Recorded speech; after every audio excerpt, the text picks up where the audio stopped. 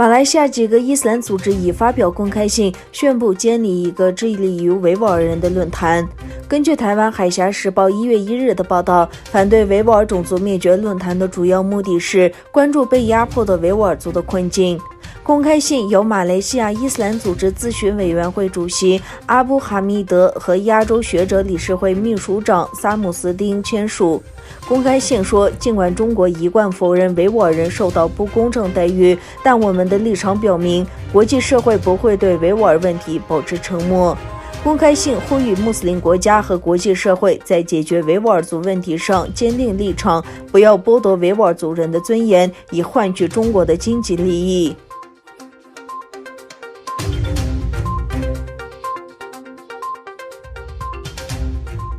土耳其未来党副主席旅团访问在中国驻伊斯坦布尔领事馆前继续和平示威的维吾尔青年。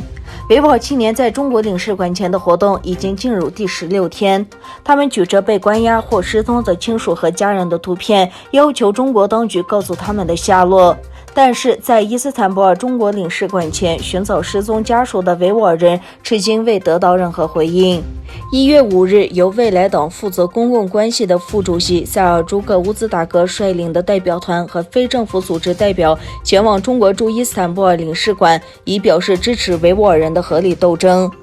乌兹达格先生表示了他了解东突厥散维吾尔人的压迫和处境，转达了该党主席和前总理阿赫迈德·达乌提欧鲁的问候，并表示他们一直支持维吾尔人。他还对中土引渡协议表示抗议，该协议令维吾尔人感到担忧。他说，土耳其共和国政府打算与中国缔结引渡协议，确实可以在国家之前达成这样的协议，但是中国首先必须是一个民主国家，中国必须首先开放，中国必须首先尊重人权并敞开大门。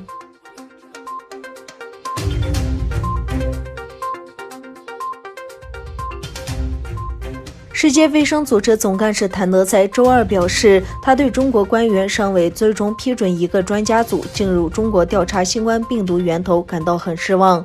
根据世卫组织和中国政府的安排，一个国际科学团队的成员在过去24小时内开始离开自己的国家前往中国。谭德赛说，今天我们得知中国官员还没有最终敲定这个小组抵达中国的必要许可。这些来自世界各地的专家预计会前往武汉，这里是1年多前首次发现新冠病毒疫情的地方。美国总统特朗普一直指责中国掩盖新冠病毒疫情，坚称世卫对待中国软弱。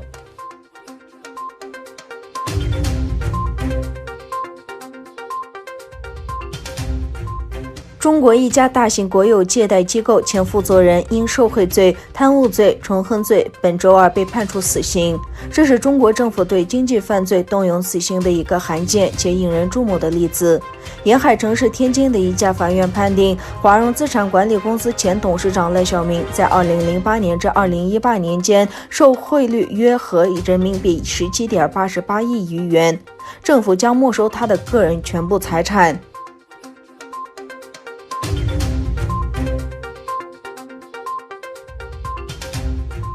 美国国务卿蓬佩奥与军备管制特使4日联名发表文章，指责中共政权以不透明和咄咄逼人的方式扩大核武库。蓬佩奥4日发表在《新闻周刊》并转载在国务院网站的文章《中国疯狂发展核武》中指出，疫情大流行让全世界认识到中国共产党的谎言会带来重大且恶劣的后果。美国也敦促北京披露其核武库的数量、发展目标和使用方式，呼吁北京和华盛顿和莫斯科一起协商，制定一项包括所有核武器的新军备管制协议。文章指出，中国是联合国安理会5个常任理事国中最不透明的国家。